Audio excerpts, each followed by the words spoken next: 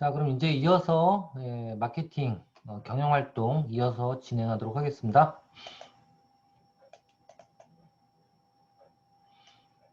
자, 1교시에 이어서 진행하도록 하겠습니다. 자, 효과적인 사업계획서라 그러면 어떤 건지 한번 얘기를 해볼게요. 일단 효과적인 사업계획서는 일관성이 있어야 되고 논리성이 있어야 되고 합리성이 있어야 된다든지 뭐냐면 첫 번째는 이 일관성이란 건 뭐냐면 사업계획서의 대상은 여러 가지입니다. 그러니까 제일 많은 고객이 누구라고 볼까요? 사업계획서는 당연히 사업계획서다. 그럼 여러분들 누구를 위해서 쓰죠? 사업계획서. 그렇죠. 사업계획서 그러면 아마도 또 왜 안 돼 이거? 잠시만요.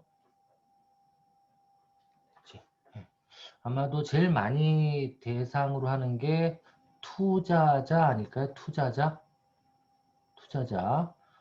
대상일 수 있고 또 어떤 사람이 대상이 있을까요? 사업 파트너. 이런 사람이 대상일 수 있겠죠. 사업 파트너라든가 투자자 또 뭐 동업자 이런 사람이 대상일 텐데 이런 사람들에 따라서 어떻게 돼야 돼요? 사업 계획서는 똑같지가 않아요. 초점이 다르기 때문에 얘한테는 어떻게 해야 돼요? 수익성이 많이 난다 이렇게 해야 되고 만약 고객한테도 사업 계획서 제출해야 되거든요. 한마디로 사업에 대한 요약을 해서 발표를 해야 되잖아요.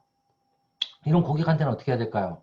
일단 고객들은 아니면 특히 이 프랜차이즈 사업 같은 경우에 누구한테 가맹점주들한테도 사업 계획서를 얘기해야 되는데 이 사람들한테 가맹점주한테 수익성이 많이 가면 투자자는 기분 좋아할까요? 안 좋아할까요? 안 좋아합니다. 이게 다 상대적인 거예요. 그래서 보통 이런 걸 작성하실 때는 그 대상이 누구냐에 따라서 작성하는 방법과 이런 것들이 달라질 수도 있고요. 초점을 맞춰가지고 쓸 필요가 있습니다. 초점을 맞춰서. 그래서 그런 내용들이다라고 생각하시면 돼요. 그래서 여기 나와 있는 일관성이라는 건 투자자라든가 이런 부분들에 대해서는 거기에 맞게 그분들이 강조하고 알고 싶은 거. 투자자들이 제일 알고 싶은 게 뭘까요? 손익분기점과 언제 투자가 회수가 되는지가 제일 궁금해요. 그럼 그런 내용들을 사업계획서로 써야 되는데 거꾸로 고객은 뭐가 제일 궁금할까요? 고객 가치. 그렇죠. 나한테 뭘 해주는지 이런 게 제일 궁금한데 그런 거에 맞게 써주셔야 된다라는 거고요. 일관성. 그리고 두 번째로 논리성은 뭐냐면 여기 보면 사실적 데이터를 했죠. 근거가 있어야 돼. 근거가. 그러니까 제일 많은 게 그런 거죠. 근거 중에 제일 많이 쓸 수 있는 게 출처 이런 게 있어야 되거나 아니면 데이터가 있다 그러면 그 데이터가 어디로부터 나온 거다. 이런 내용들. 그리고 논리성. 아시겠죠? 이런 것들이 있어야 되겠죠? 그 제일 답답한 게 그런 거예요.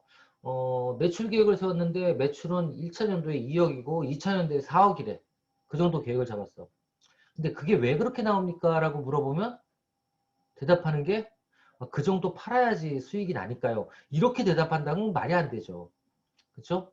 왜 2억이 1차 년도에 발생이 되는지, 어떤 근거로 발생을 하는지. 그러니까 제일 좋은 게 이런 거죠. 예를 들면 음, 내가 A라는 제품을 만들어서 팔아봤는데 보통 평균 1억 정도가 발생이 됐다. 근데 내가 이거보다 더 좋은 제품인 A 플러스를 만들어서 A를 대체하려고 그러니 A 플러스의 매출은 기존 거보다는 더 나가지 않겠냐. 그랬는데 보수적으로 그냥 1억만 먼저 잡았다. 이러면 이게 말이 돼요. 논리성이 있잖아요.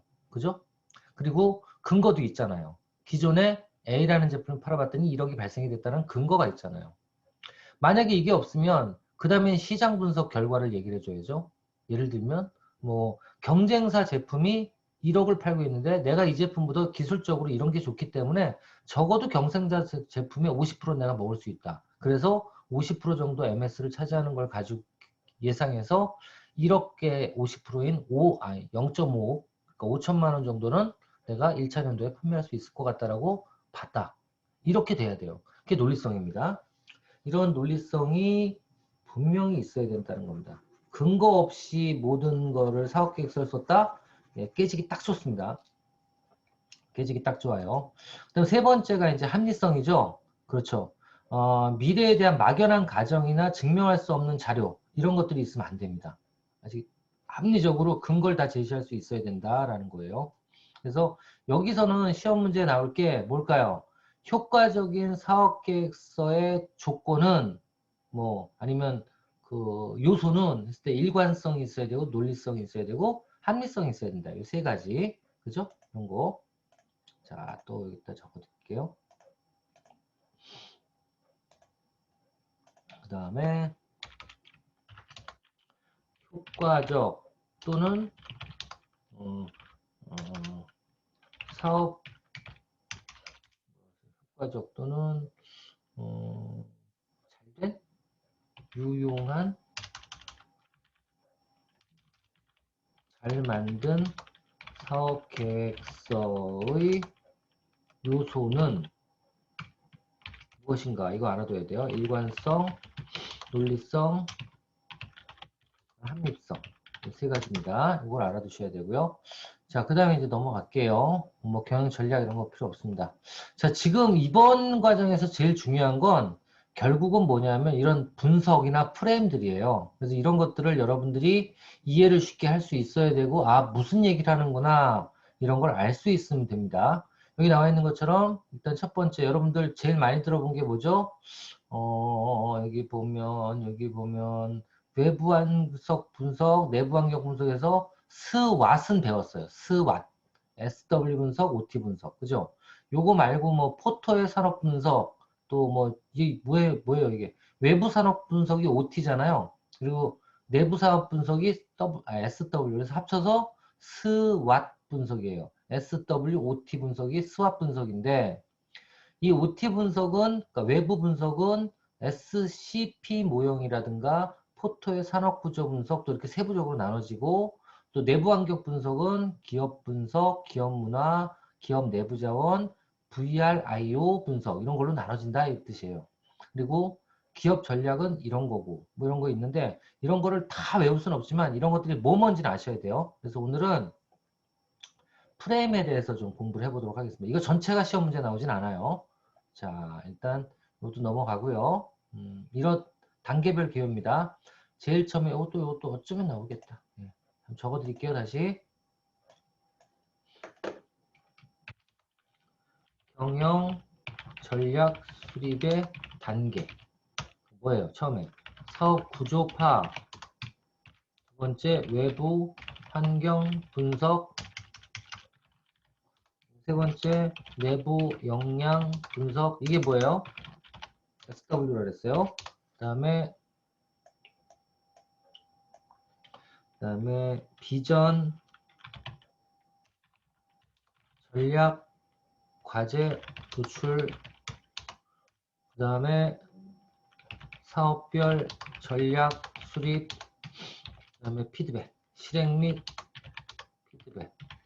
이거에 대한 어떤 절차가 시험 문제에 나올 수는 있겠죠. 단계가 잘못된 것은 아니면 잘된 것은이라고 나오겠죠. 그렇죠.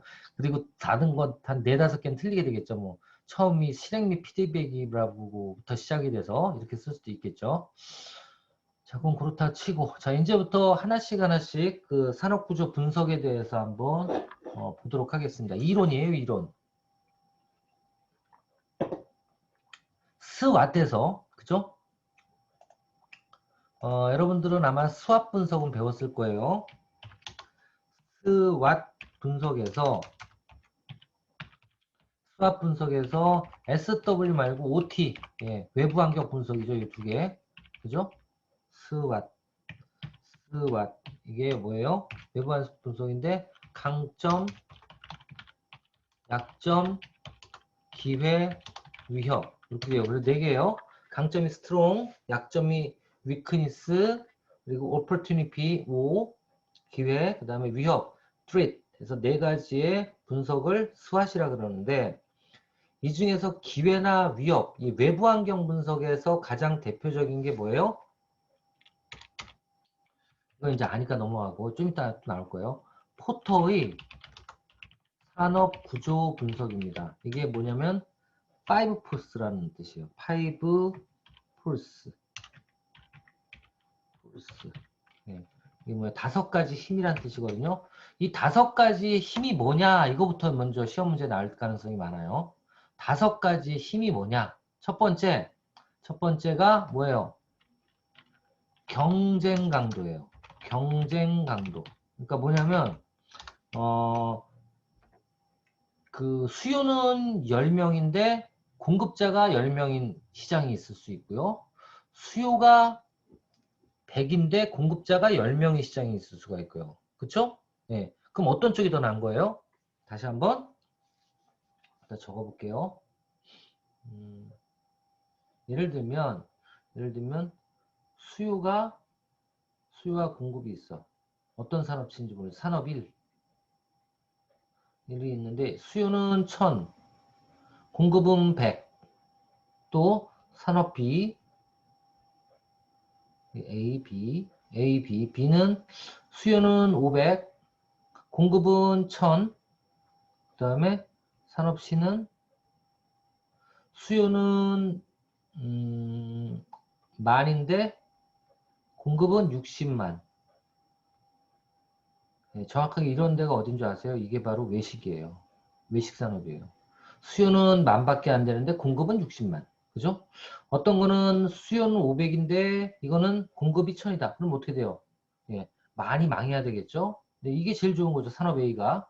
그죠? 산업 A가 제일 좋아요. 산업 A는 1000이 수요인데, 그러니까 고객이 1000이 있는데 파는 사람은 100명밖에 없는 거예요. 이런 시장이 제일 좋은 시장이죠. 그죠? 자, 이게 바로 뭐예요? 경쟁 분석이에요. 경쟁 분석.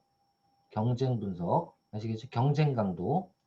경쟁 강도는 낮으면 낮을수록 당연히 좋겠죠. 낮으면 낮을수록 당연히 좋은 거고요.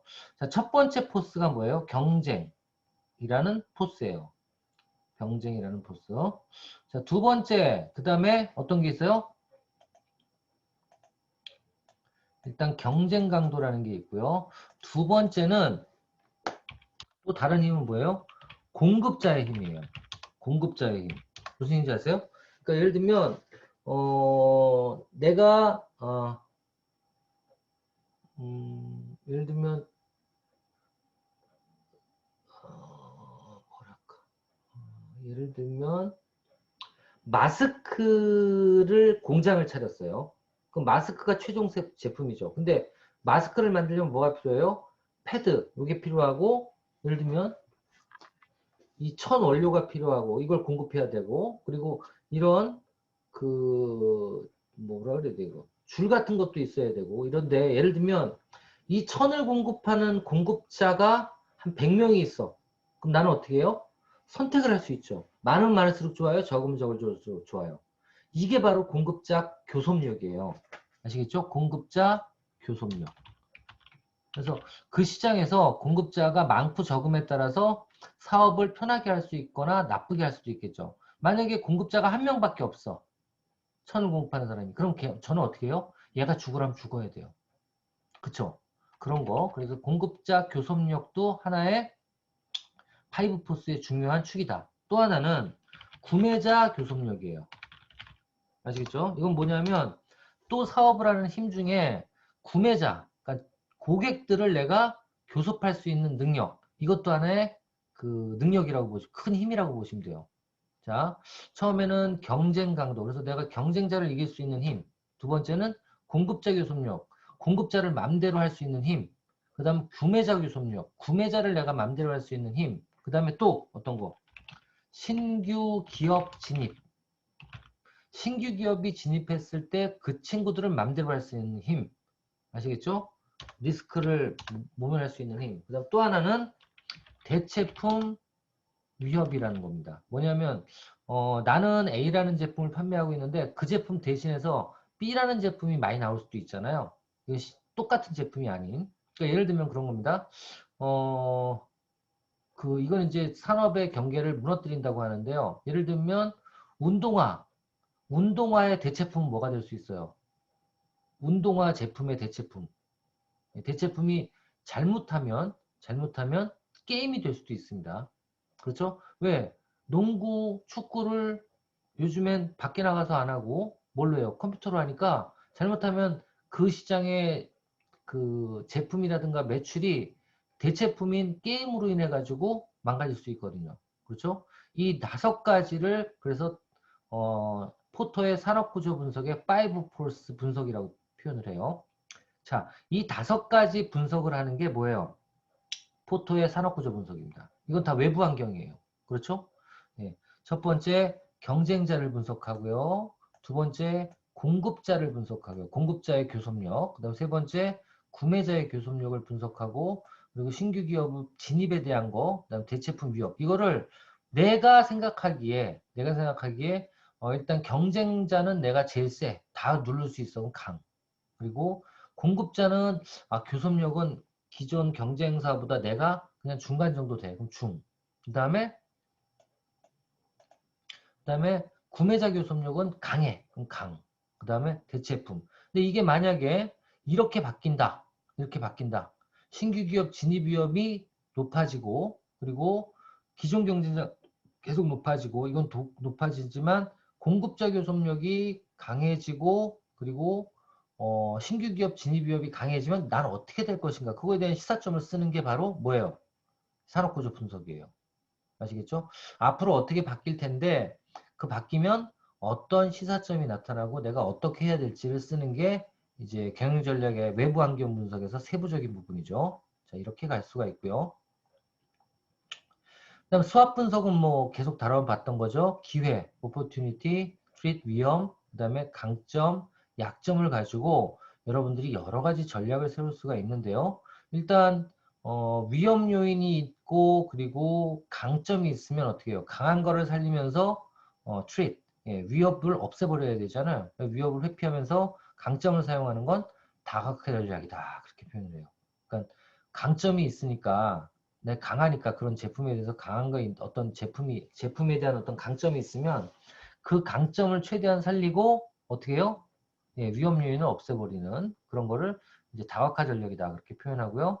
그리고 기회와 강점이 있는 거는 무조건 공격적 전략으로 가야죠. 그리고 오퍼튜니티와 위크니스 사이에 있는 거는 요건 이제 뒤에 나올 거예요. 더 세부적으로. 그렇지. 이렇게 나오죠. 자, 강점, 약점, 그리고 오퍼튜니티, 기회, 위협이 있으면 그런 내용들을 여기다 정리를 쭉 해놓고요. 쭉 해놓고 강점은 뭐예요?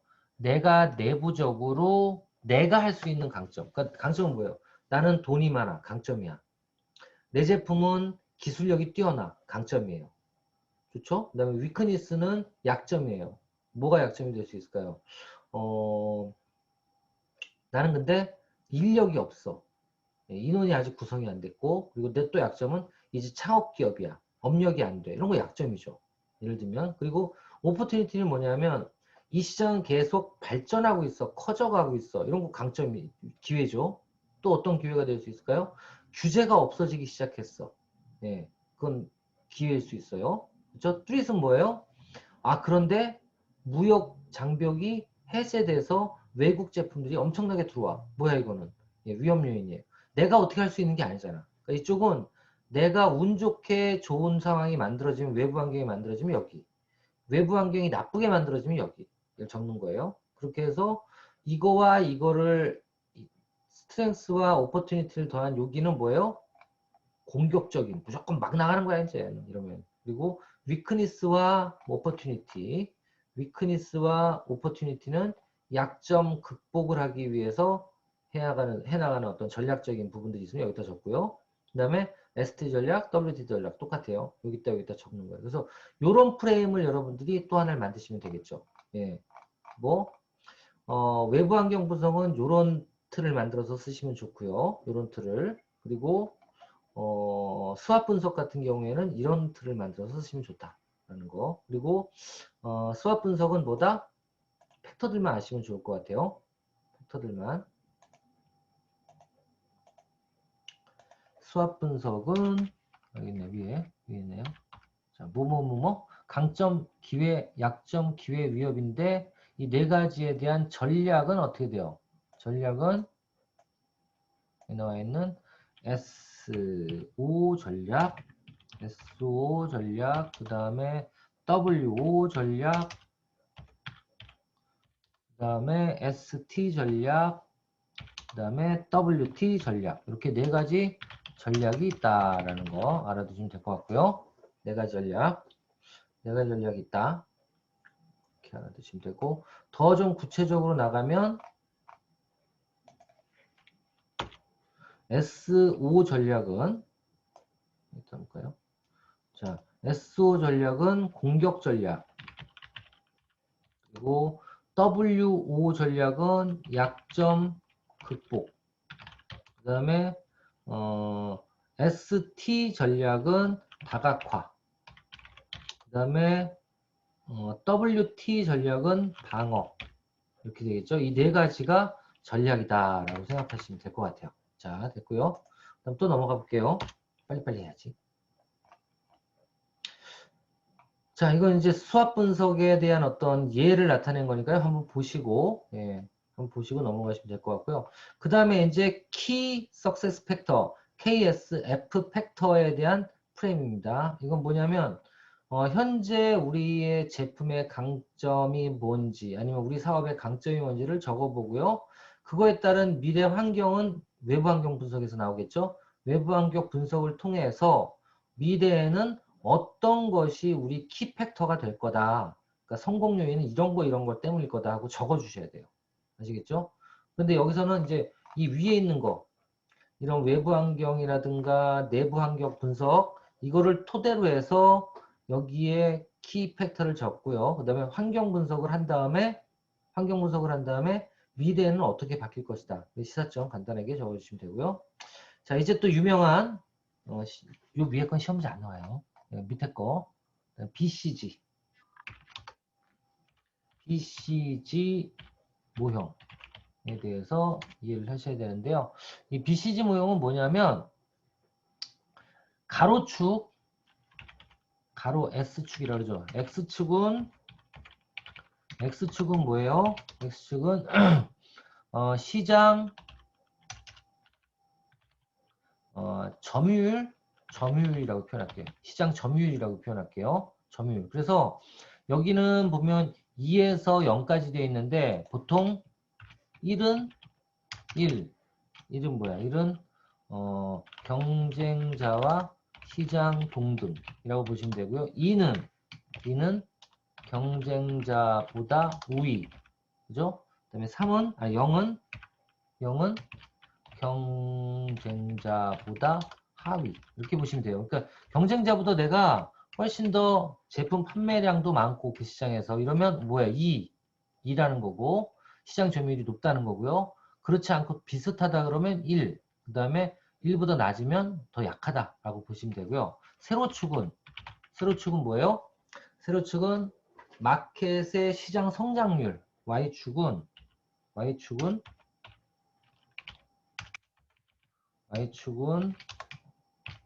시장의 성장률을 나타내는 거예요. 성장률이 낮으면 밑이고 높으면 위죠. 그래서 이 두 가지 가지고 뭐를 해요? 네 가지의 제품 군을 포진시켜라 그 소리예요. 아시겠죠? 이걸 만들어내라는 겁니다. 네 가지의 제품군. 그래서 예를 들면 시장 점유율도 어떻게 돼요? 높고 그리고 시장 성장률도 높은 제품 이게 뭐예요? 이게 바로 스타예요. 스타 제품. 예. 스타가 뭔지 아시죠? 예. 무조건 키워줘야 되는 거. 그 다음에 두 번째 시장 점유율은 낮고 시장 점유율이 낮고 밑이에요. 밑이고 어떻게 돼요? 높고라고 해요. 높고 그리고 시장 성장률은 낮은 제품. 이게 뭐예요? 바로 이게 돈이 들어오는 키시카고예요. 요거 지나면 어떻게 돼요? 이제 도구가 돼. 홈키트 액세서리가 하나도 없는 것 같아요. 홈앱에서 전등, 잠금 장치. 얘가 가끔 왜 이러지? 네. 캐시카우라고 합니다. 그러니까 돈 들어오는 가장 그 회사에 돈을 많이 벌어주는. 그래서 회사에 돈이 많이 벌어주는 건요, 바로 이런 거예요. 시장 점유율은 내가 장악을 하고 있어. 근데 그 시장이 이제 상승세에서 더 이상 올라가지 않고 이렇게 유지가 되는, 그러니까 이런 거죠. 보통 라이프 사이클이 어떻게 되어 있어요? 시간에 따라서 이런 식으로 올라갔다가 이런 식으로 유지가 되고 그다음 떨어지잖아요. 그죠? 자, 이거예요, 바로. 여기에 있는 건 시장 성장률이 있어 없어? 없는데도 불구하고 여기서 만약에 마켓 시어가 높으면 어떻게 돼요? 이게 돈덩어리라는 거죠. 이게 돈덩어리예요. 이렇게 막 올라가는 시점에 있는 것들은 스타로 갈 가능성이 많은 거죠. 그러니까 이게 이렇게 내려가요. 스타가 됐던 것이 시간이 지나가면 캐시카우가 되고, 캐시카우가 됐던 게 이쪽으로 가면서 이제 어떻게 돼요? 도구가 되는 거죠. 아시겠죠? 도구. 별 볼 일 없는 제품. 이렇게 떨어지는 거죠. 아시겠죠? 그래서 다시 여기다 놓고, 시장 점유율이 높고, 요거는 이제 이게 바로 가장 기업이 많이 신경을 써야 되는 그런 쪽이죠.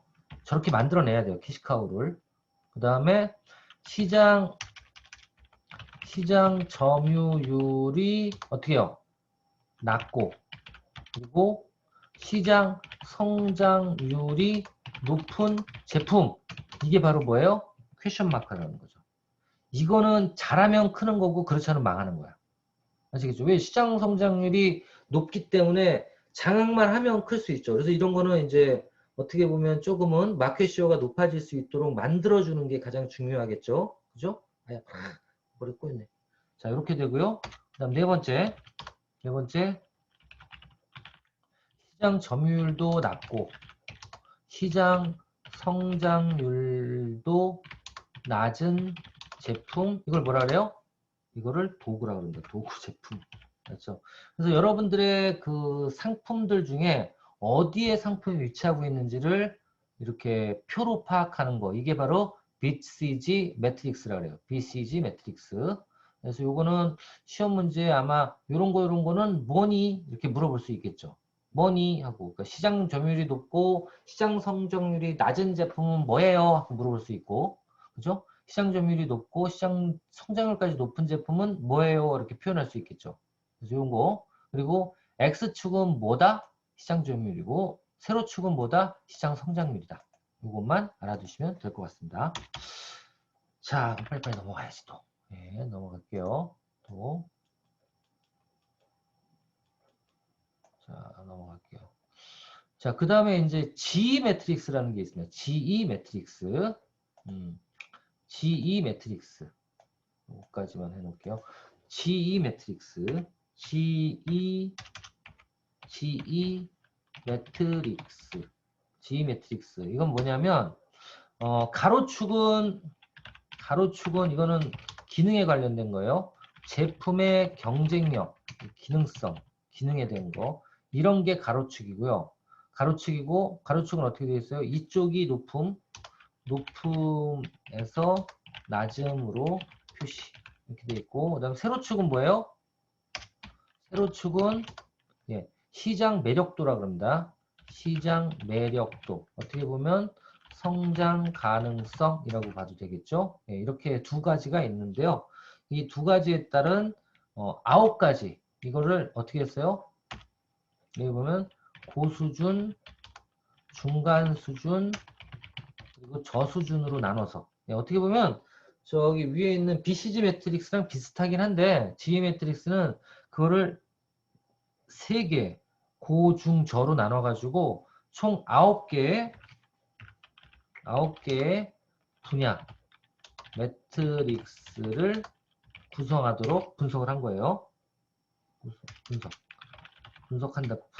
분석했다고 보시면 돼요. 그리고 이 9가지의 그 자리마다 뭐가 있어요? 그 전략이 수립이 되어 있습니다. 보면 제품 경쟁력이 고고, 그러니까 제품 경쟁력이 고 플러스 시장 매력도가 고면 어떻게 돼요? 유지 방어. 그 다음에 제품 경쟁력이 저고, 이거 시험 문제 나오겠죠? 이렇게 이런 식으로 시장 매력도가 저이면 어떻게 돼요? 이거는 어떻게 된다고? 보시죠. 전환이나 철수. 그렇죠? 철수해야지 이런 거. 철수. 이렇게 되겠죠. 그리고 만약에 제품 경쟁력은 높은데, 곤데, 시장 매력도가 중일 경우에는 어떻게 해야 돼요? 이거는 선택적 투자를 해야 되겠죠. 이런 것들. 그래서 이런 것들이 시험 문제에 많이 나와요. 이런 게 이렇게 해서 제품 경쟁력은 고고, 그리고 시장 매력도는 곤대. 둘 다 곤대? 그럼 뭐야 전략이? 유지 방어 전략. 그 다음에 제품 경쟁력은 저고 시장 매력도도 저야. 어떻게 철수한다. 예, 이렇게 이런 것들을 적어 놓으시고 이해하시면 될 것 같아요. 그래서 이런 것들이 아마 시험 문제에 나올 수 있다라는 겁니다. 자, 여기까지 하고 또 30분이 지났으니까 좀 이따 이어서 하도록 하겠습니다.